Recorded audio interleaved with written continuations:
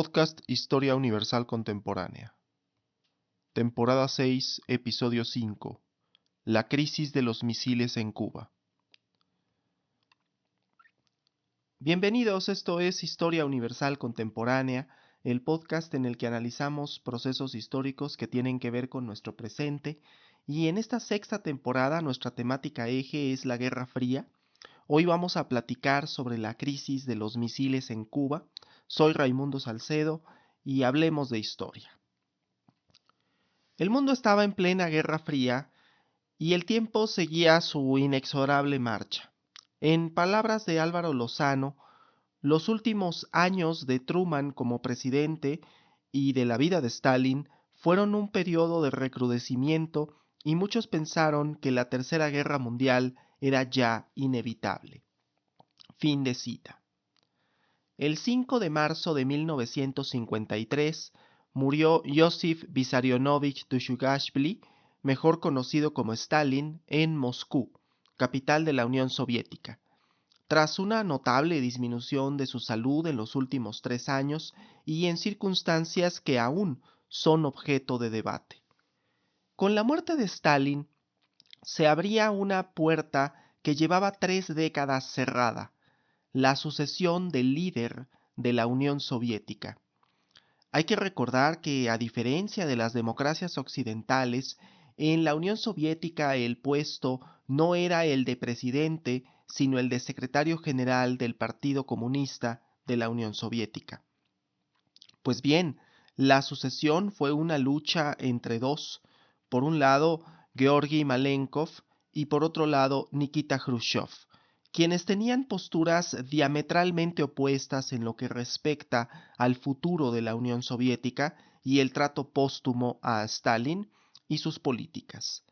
Mientras Malenkov era un estalinista acérrimo, Khrushchev era partidario de la desestalinización, idea que terminaría permeando en el Comité Central y que provocaría la caída de Malenkov en 1955, con lo que Nikita Khrushchev se convirtió en el nuevo líder de la Unión Soviética. El 20 de enero de 1953, apenas un mes y medio antes de la muerte de Stalin, el republicano Dwight David Eisenhower asumió la presidencia de los Estados Unidos en sustitución de Harry S. Truman, poniendo fin a 2 décadas de predominancia demócrata en la Unión Americana. La administración de Eisenhower y la de Khrushchev tenían algo en común: veían a los líderes del pasado con un enfrentamiento poco eficiente y llegaban con los ánimos muy caldeados, dado el contexto internacional. Ambos tenían la intención de distensar las relaciones entre la Unión Soviética y los Estados Unidos, aunque ello, por supuesto, no implicaba de modo alguno el fin de la Guerra Fría. Si bien tenían bastante en común, también había grandes diferencias. Para entender el contexto podemos observar, por un lado, la Guerra de Corea, que se había sucedido entre 1950 y 1953, en donde el debate por el uso de las armas nucleares se había reavivado. Conflicto al que ya dedicamos el episodio 12 de la temporada 3, te dejo el enlace en la descripción por si quieres ir a escucharlo. Por otro lado, podemos advertir que durante los años 50 del siglo XX se sucedieron una serie de conflictos como el Otoño Húngaro de 1956, la crisis de Berlín en 1958, la ruptura sino-soviética, de la que hablaremos en otro episodio, y la crisis de los misiles, que es lo que nos ocupa en este podcast. Fue de hecho en la administración de Khrushchev que se construyó el muro de Berlín y también que el Sputnik 1 finalmente fue lanzado al espacio. La desestalinización no significaba de modo alguno una apertura al modelo capitalista, y la dejada atrás de las posturas de Truman tampoco significaba que Estados Unidos fuera a abandonar el modelo capitalista. De hecho, podemos advertir que la Guerra Fría entró en una nueva fase a la que denominamos el deshielo.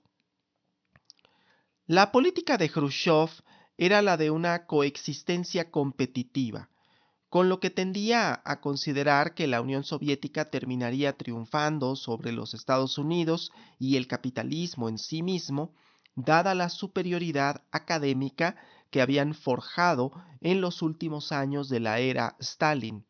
Al igual que Stalin, Khrushchev estimaba que el mundo capitalista implosionaría por sí mismo, pero en cierto modo sus acciones revelan que podía ayudar en cierto modo a que el capitalismo cayera por su propio peso.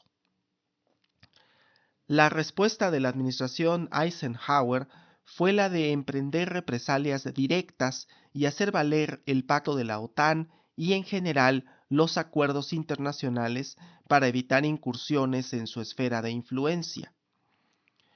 El martes 8 de noviembre de 1960 fue electo el demócrata John Fitzgerald Kennedy como el 35º presidente de los Estados Unidos, por una diferencia de apenas 2 millones de votos populares y 84 en el colegio electoral frente a su oponente republicano Richard Milhouse Nixon. La elección de Kennedy abría un nuevo capítulo en las relaciones entre Estados Unidos y la Unión Soviética. Kennedy visitaría Berlín en un claro desafío a la Unión Soviética y pronunciaría su famoso discurso Ich bin ein Berliner, yo soy un berlinés, en el que ensalzaba los valores de la libertad al estilo capitalista y, por supuesto, se pronunciaba en contra del comunismo. Miles de personas habían salido de la República Democrática Alemana a través de Berlín. Berlín, pese al muro, se había convertido en el puesto de avanzada del bloque occidental en el mundo socialista. Khrushchev tenía claro que era imperioso contar con un puesto de avanzada en el mundo capitalista. En Turquía, además, había misiles nucleares auspiciados por los Estados Unidos. La amenaza nuclear a la Unión Soviética era real, lo que había provocado que Nikita Khrushchev declarara: "Ha llegado la hora de que Estados Unidos de América aprenda lo que se siente tener a su territorio y a su propia gente amenazada". Es importante mencionar que, a pesar de las afrentas públicas de las que he hecho recuento entre Kennedy y Khrushchev, ambos líderes tenían claro el interés de no generar mayores problemas a los ya existentes en la tensa relación entre la Unión Soviética y los Estados Unidos. De hecho, se consideraba por entonces que los soviéticos eran cautelosos y que la herencia de la administración de Eisenhower era actuar en consecuencia, a pesar de las rispideces que pudieran mostrarse en lo público. Aunque de hecho Khrushchev se mostraba públicamente un tanto cuanto impulsivo, bravucón, incluso había autorizado que en octubre de 1961, en el Océano Ártico, se hiciera la prueba de la bomba del Zar, la bomba termonuclear que provocó la explosión más poderosa hasta la fecha, 50 megatones de energía, el equivalente a unas 2.400 bombas iguales a las de Nagasaki. La bomba de 100 megatones, de hecho, estaba en marcha. Por supuesto que la bomba del Zar y la de 100 megatones eran más una demostración de poder que un arma real. El peso y la dificultad de transportación hacían ineficiente su uso en un escenario de guerra real. Lo verdaderamente eficiente eran los misiles balísticos transcontinentales de 500 metros de precisión, que se desarrollaban tanto en la Unión Soviética como en los Estados Unidos. Es importante decir que, por entonces, los Estados Unidos tenían cierta ventaja en el desarrollo de estas armas, pero que la Unión Soviética contaba con mucho arsenal nuclear de corto alcance. Al tiempo que se sucedían las administraciones de Eisenhower y Khrushchev, en Cuba sucedía la revolución que llevaría a Fidel Castro al poder. y de la que hemos hablado en el episodio 11 de la tercera temporada de este podcast. Te dejo el enlace en la descripción por si quieres escucharlo de nuevo. La revolución triunfó finalmente el día de Año Nuevo de 1959 y, como se dijo en su momento en el episodio respectivo, uno de los primeros impulsos de Fidel Castro fue acudir a Estados Unidos a buscar el reconocimiento de Washington al nuevo gobierno revolucionario de la isla de Cuba. Huelga decir que no lo logró, pero sí logró que el Kremlin volteara sus rojos ojos al aún joven Fidel Castro y a La Habana. No sobra decir que las relaciones entre Cuba y Estados Unidos no han sido las más amistosas desde entonces, pero ya por esos años había un sentimiento muy antiestadounidense en la isla de Cuba, que se resumía en la idea de que Cuba y en general América Latina eran el patio trasero de los Estados Unidos. De hecho, las relaciones Cuba-Estados Unidos han estado empañadas desde el momento en que el apoyo dado para que Cuba obtuviera su independencia de España no fue precisamente gratuito. Pues bien, a solo 3 meses de iniciada la efímera administración Kennedy, en abril de 1961 se lanzó el ataque de Bahía de Cochinos, que devino en un rotundo fracaso para las tropas de resistencia cubanas, debido, por un lado, a la errática reacción de Kennedy y, por otro lado, a la sobreestimación que la CIA había hecho del apoyo que tendrían en territorio cubano. Es importante recordar que, a pesar del fracaso de la operación en Bahía de Cochinos, la administración Kennedy mantenía planes de invasión a la isla de Cuba y había puesto en marcha la Operación Mangosta, que consistía básicamente en sabotear al gobierno de Fidel Castro, tanto en el terreno económico como en el político, e incluso varios intentos de asesinato contra el líder cubano. Esto durante el curso de 1961 y 1962.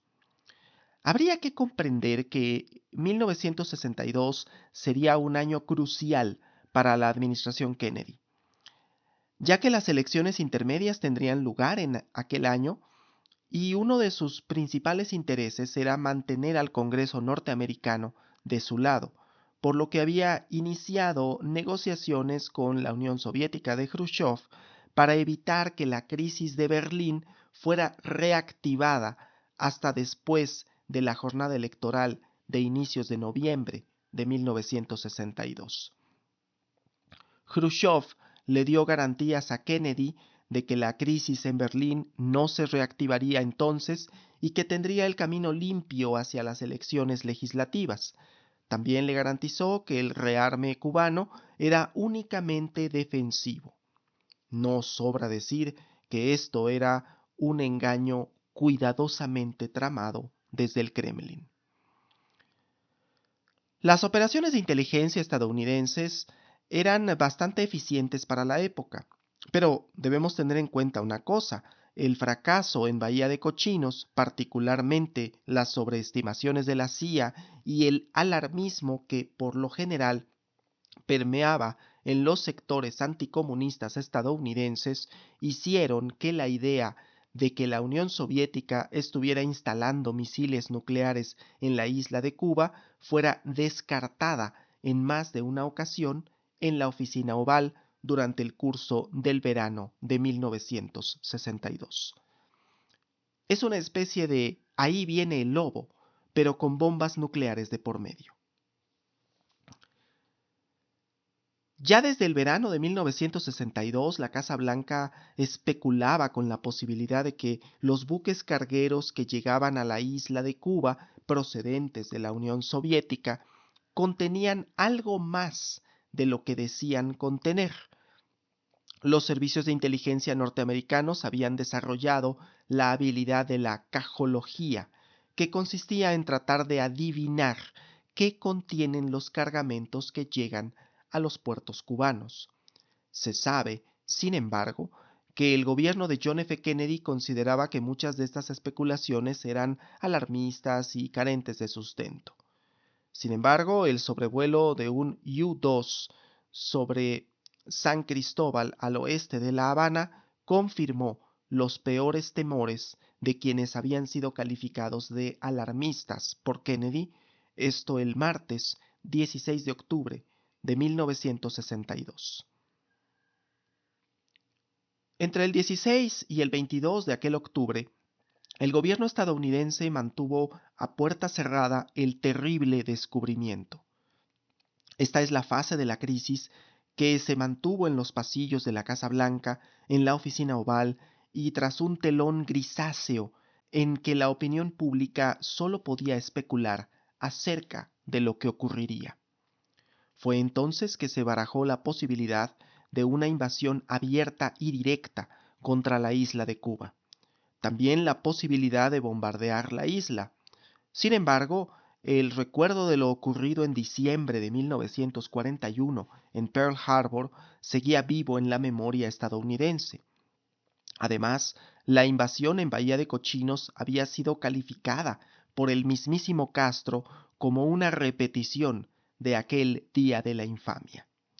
La idea de que Kennedy se convirtiera en otro Hideki Tojo y lanzara un ataque sin previa declaración de guerra resultaba perturbadora tanto para Jack como para Bobby Kennedy y para una buena parte del Consejo de Seguridad Nacional. Robert McNamara, secretario de Defensa estadounidense, había apuntado varias veces que la existencia de misiles nucleares en Cuba no cambiaba sustancialmente el escenario ni los fundamentos de la confrontación entre ambos bandos. Más tarde abandonaría esta postura, pero mantendría firme la idea de que Estados Unidos no debía atacar impulsivamente. Del otro lado del mundo, Khrushchev se enteró de que Kennedy daría un discurso a la nación el lunes 22. En su dacha se especuló sobre el contenido de ese mensaje, pero Khrushchev tenía claro que Kennedy ya sabía de los misiles en Cuba, a pesar de todas las artimañas que la Unión Soviética había desplegado para evitarlo. El Presidium del Consejo de Defensa soviético se reunió entonces en la tarde-noche del 22 de octubre. No sobra recordar que Moscú estaba 9 horas por delante de Washington debido al horario de verano de esta última, por lo que la tarde del 22 en el Kremlin era apenas la mañana de ese mismo día en la Casa Blanca. La reunión del Presidium fue tensa. Se barajó la posibilidad de ordenar a los mandos emplazados en Cuba a repeler cualquier ataque estadounidense con las ojivas nucleares a su disposición. Tanto Khrushchev como Castro y un amplio sector del Presidium de Defensa soviético estaban convencidos de que Estados Unidos invadiría Cuba en las horas venideras. El embajador de la Unión Soviética en Estados Unidos recibió una carta dirigida a Khrushchev 1 hora antes del mensaje del presidente, carta en la que se detallaba que el gobierno norteamericano estaba enterado de los misiles y del bloqueo naval y aéreo que se impondría a la isla de Cuba en respuesta. Fue a las 19 horas de aquel 22 de octubre de 1962, hora de la costa este de Estados Unidos, en que el presidente John F. Kennedy apareció en televisión. Durante la última semana, pruebas inequívocas han establecido el hecho de que en este momento se están preparando en esa isla prisionera diversos emplazamientos de misiles ofensivos. El propósito de esas bases no puede ser otro que el de proporcionar la capacidad de lanzar un ataque nuclear contra el hemisferio occidental. Recordando lo que había significado la política de apaciguamiento en los años 30, Kennedy anunció la cuarentena, que se imponía a la isla de Cuba y que la misma solo aplicaba para las armas y que, por lo tanto, no impedía el paso de artículos de primera necesidad dirigidos a Cuba. Declaró, finalmente, que Estados Unidos consideraría cualquier disparo de arma nuclear desde Cuba como un ataque que exigía en respuesta una represalia total contra la Unión Soviética. El anuncio de Kennedy estremeció al mundo, que contendría la respiración durante los siguientes 6 interminables días. A diferencia de Khrushchev, Kennedy había tenido mucho cuidado con las palabras que empleó en su discurso. Si algo podemos decir de Jack Kennedy es que su elocuencia era genuina. Solía tener cuidado y precisión con las expresiones que empleaba y revisaba con cautela el impacto de cada una de ellas. De ahí que decidiera utilizar el término cuarentena en vez del término bloqueo. De hecho, se sabía que podía saltar a la vista el hecho de que Estados Unidos tuviera misiles en Turquía y en Italia, por lo que pudiera haber sido calificado de doble moral, por lo que Kennedy hizo énfasis en los embustes de Khrushchev, que había urdido para ocultar el traslado de los misiles a Cuba, disfrazándolos de un rearme defensivo. La reacción en Estados Unidos fue inmediata. Los centros comerciales se llenaron de compras de pánico. Los estadounidenses parecían decididos a morir con tal de evitar y eliminar la amenaza nuclear soviética. La reacción en Cuba fue de absoluta preocupación. Muchos de los revolucionarios de bajo nivel no tenían ni idea de la existencia de misiles nucleares en la isla, ni tampoco de todos los reconocimientos que había hecho el gobierno estadounidense sobre su territorio. Esto no impidió la unidad del pueblo cubano frente a la amenaza estadounidense. Las palabras de Kennedy calificándolos como títeres de la Unión Soviética y esclavos del régimen socialista calaron hondo en la sociedad cubana a pesar del miedo que representaba la guerra nuclear en ese momento.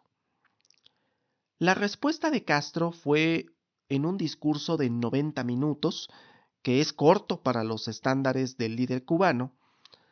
En palabras de Max Hastings, Castro formaba parte del reducido y rápidamente decreciente número de personas en el planeta que, a finales de octubre de 1962, parecía no temer las consecuencias de la crisis.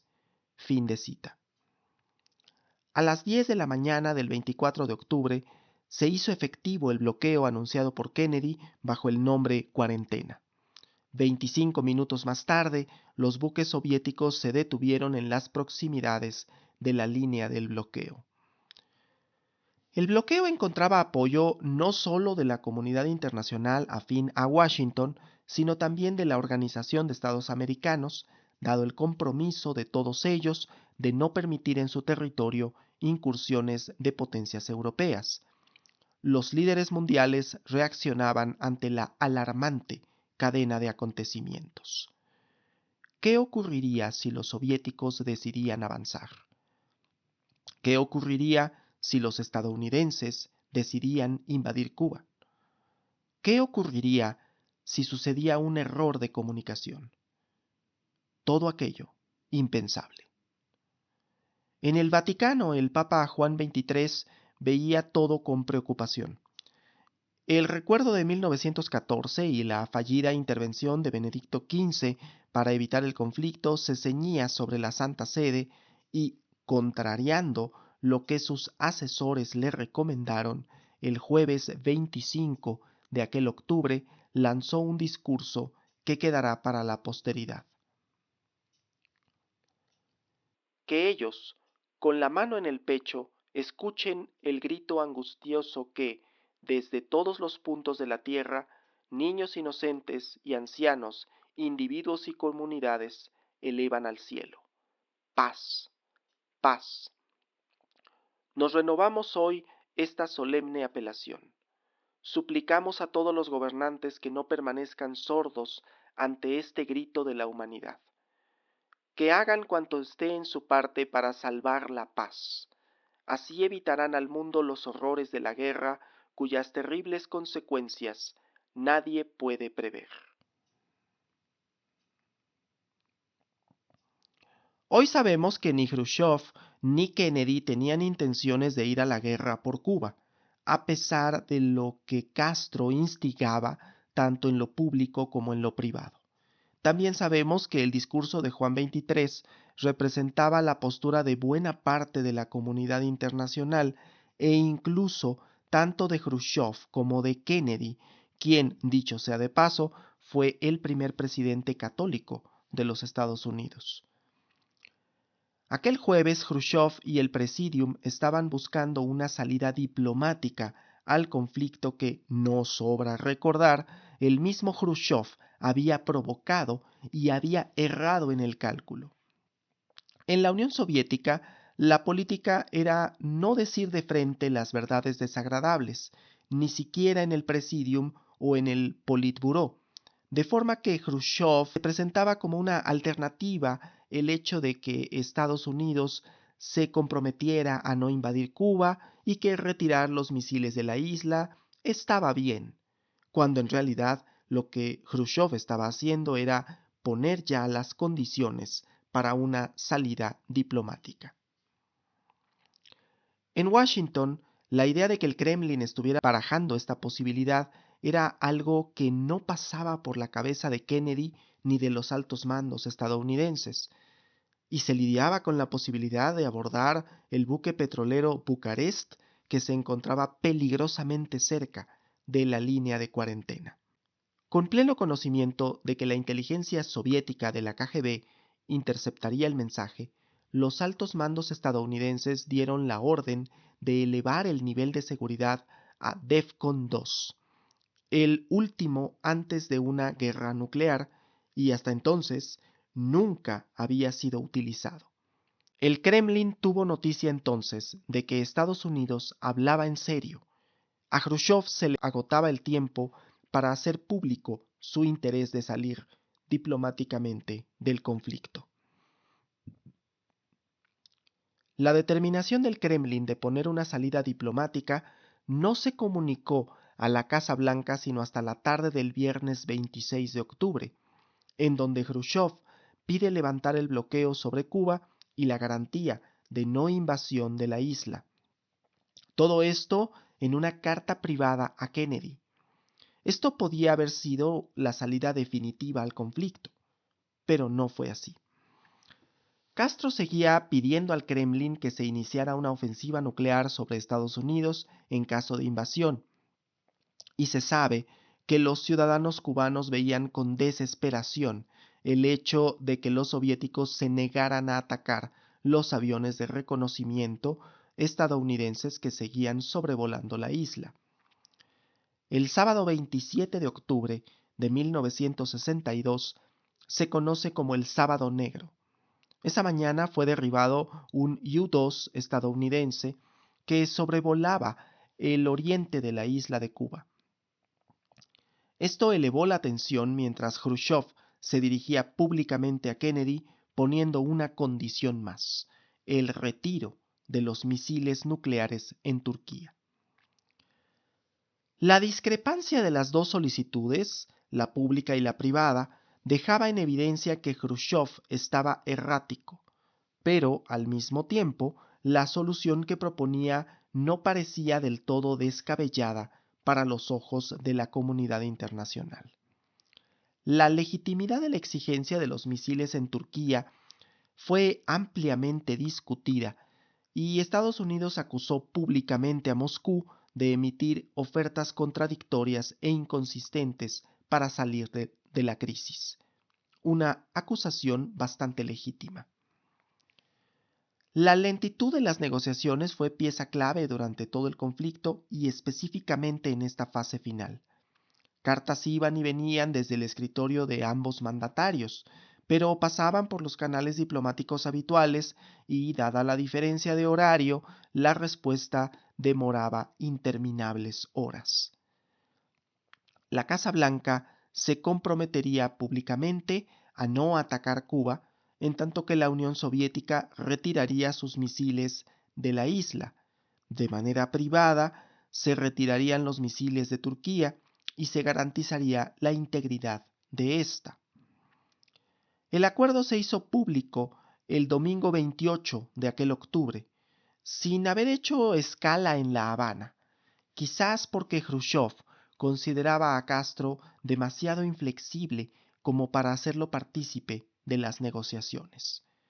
Lo curioso es que la resolución de la crisis, en la forma en que quedó públicamente, dejó mal parado al Kremlin, dado que no era público que Washington había cedido en la posición de Turquía.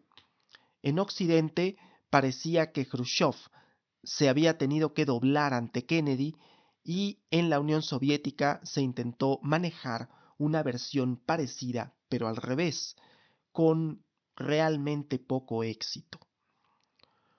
Los logros de Khrushchev eran en realidad de otra naturaleza. Había demostrado que sabía detenerse frente a la amenaza nuclear y que podía controlar a Fidel Castro, además de mantener a flote al régimen cubano tan cerca de los Estados Unidos. El mundo respiró tranquilo la noche del 28 de octubre de 1962, pero eso no significaba el final de la Guerra Fría. La resolución de la crisis de los misiles en Cuba no solo evitó una catástrofe nuclear, sino que también marcó el inicio de una nueva era en las relaciones entre Estados Unidos y la Unión Soviética. A través del coraje, la diplomacia y la tenacidad, ambos líderes mostraron al mundo que la coexistencia pacífica era posible incluso en los momentos más oscuros. En retrospectiva podemos ver un entramado más complejo de lo que puede hacernos creer la propaganda de uno y otro lado. Pero si hay un claro vencedor público de esta crisis, creo que fue el gobierno de Kennedy, al tomar la iniciativa en ese discurso del 22 de octubre y a pesar de las críticas que de la derecha lo acusaron de tibieza y de la izquierda de postergar lo inevitable, era claro que al menos en el mundo occidental Estados Unidos había salido muy bien parado de la crisis de los misiles. En palabras de Max Hastings, John F. Kennedy y su nación podían esperar de la mayoría de las personas razonables cierto beneficio de la duda, algo con lo que el país ya no contaría una década más tarde tras la guerra de Vietnam y el Watergate. Fin de cita. Pero esto será en otro episodio del podcast Historia Universal Contemporánea.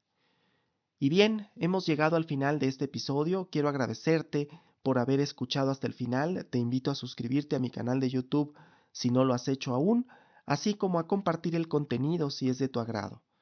Muchas gracias, feliz Navidad y hasta la próxima.